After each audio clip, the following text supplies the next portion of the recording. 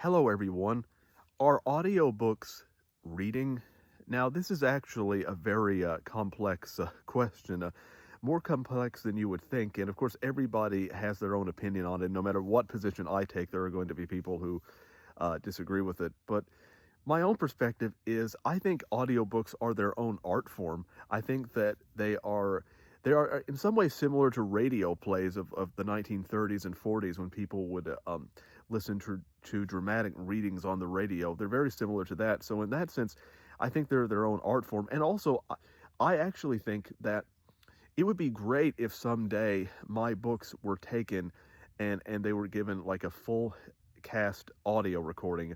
To me, I would prefer a full cast audiobook if the actors are good. You know, it wouldn't be so great if they weren't good, but if the actors are good, I actually think that would be better in some ways than a film adaptation because the characters are being brought to life, but from my text, it isn't abridged like it would be in a movie.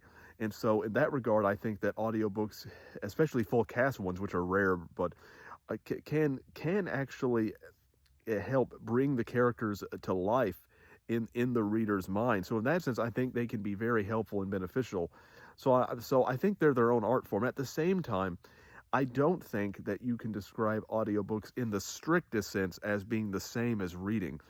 Yes, you're taking in the same content and the same material, and I do think if someone listens to an audiobook, they can say they're just as educated on that book as someone who's read it. So I do think in terms of education, there is no difference in terms of processing the information.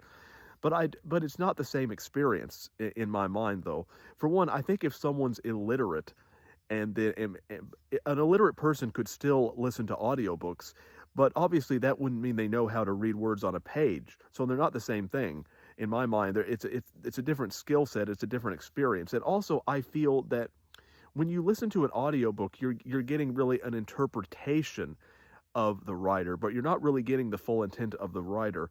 And when you read a book, you're going at your own pace. You can sit and read something multiple times. The but in an audiobook, the narrator is setting the pace. But when in reading, you set the pace.